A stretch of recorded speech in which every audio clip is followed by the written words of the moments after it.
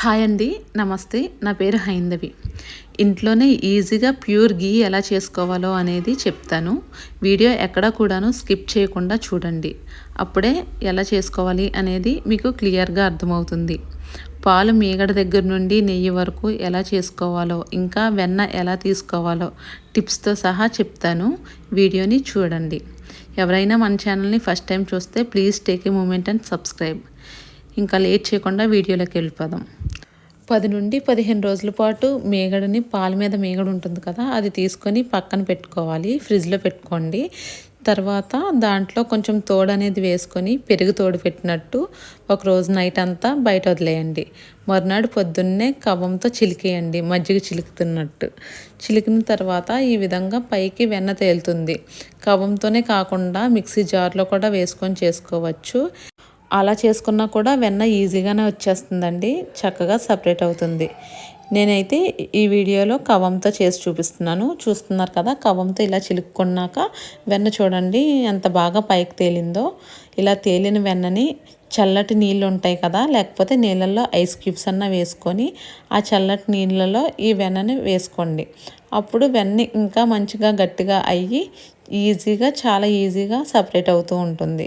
అలాగా చల్లటి నీళ్ళతో ఒక 4-5 సార్లు వెన్నని శుభ్రంగా వాష్ చేసుకోండి. ఇలా శుభ్రంగా వాష్ చేసుకున్న వెన్నని ఏ గిన్నెలోకి అయితే వెన్న తీసుకొని పెట్టుకుంటామో ఆ గిన్నెతోటే స్టవ్ మీద పెట్టేయండి. డైరెక్ట్గా లోతుగా ఉన్న గిన్నెలోకి మాత్రమే వెన్న వేసుకోండి, ఎందుకంటే వెన్న కరిగేటప్పుడు పొంగుతుంది పైకి.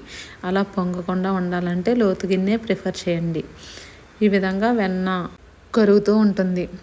వెన్నని ఎంత ఎక్కువసేపు మరిగించుకుంటామో నెయ్యి టేస్ట్ అంత బాగుంటుందండి. ఎప్పుడైనా సరే ఇది గుర్తుపెట్టుకోండి. వెన్నంతా కరిగిపోయింది కదా అని చెప్పేసి కమ్మని వాసన వస్తుంది కదా అని స్టవ్ ఆఫ్ చేయకండి. వెన్న కలర్ ఎక్కువ చేంజ్ అయ్యేంత వరకు మరిగిస్తూనే ఉండండి. ఇలా కొంచెం కలర్ చేంజ్ అవుతూ వస్తుంది. లాస్ట్కి వచ్చేసరికి గోల్డ్ కలర్లో వచ్చేంత వరకు మీరు మరిగిస్తూ ఉండండి. అప్పుడైతే నెయ్యి టేస్ట్ చాలా బాగుంటుంది. కరివేపాకు, మెంతులు కూడా వేసి మరిగిస్తూ ఉంటారు. నేనైతే కరివేపాకు, మెంతులు వేయను, డైరెక్ట్గా ఇలాగే ప్లెయిన్గానే పెట్టేస్తాను. ఇలా కూడా చాలా బాగుంటుంది. ఇంకా పెరుగు తోడుకున్నాక పెరుగు మీద వచ్చిన మీగడతో కూడా సేమ్ ఇదే ప్రాసెస్లో చేసుకోవచ్చండి. నేనైతే పాల మీద మీగడతో చేస్తున్నాను. చూసారు కదా, ఈ విధంగా కలర్ చేంజ్ అయ్యేంత వరకు మరిగించుకోవాలి. అయ్యాక చాలా టేస్టీగా ఉంటుంది నెయ్యి అయితే. ఇక్కడతో నెయ్యి తయారైపోయింది. ఇది కొంచెం గోరువెచ్చగా అయ్యాక ఎయిర్ టైట్ కంటైనర్లోకి తీసుకొని స్టోర్ చేసుకోండి.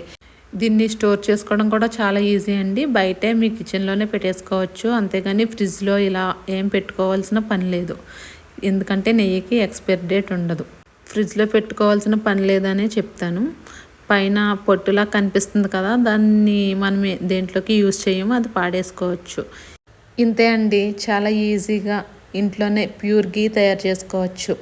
ఒకసారి ఇంట్లోనే తయారు చేసుకోవడం స్టార్ట్ చేస్తే ఇంకెప్పుడు మీరు బయట నుండి కొనుక్కొని తెచ్చుకోరు. మేమైతే నాకు తెలిసినప్పటి నుండి ఎప్పుడు మేము నెయ్యి కొన్నదే తెలియదండి. ఇంట్లోనే మా అమ్మమ్మ చేస్తారు. నేను కూడా వాళ్ళ దగ్గరే నేర్చుకున్నా. ప్రాసెస్ అంతా అర్థమైందనే అనుకుంటున్నాను. వీడియో నచ్చితే లైక్ చేయండి, మీ ఫ్రెండ్స్ అండ్ ఫ్యామిలీకి షేర్ చేయండి. నా ఛానల్ని ఫస్ట్ టైం చూస్తూ ఉంటే సబ్స్క్రైబ్ చేసుకోండి. ఛానల్లో కుకింగ్, బేకింగ్ వీడియోస్ పెడుతూ ఉంటాను, చూసేయండి. Thanks for watching. బాయ్.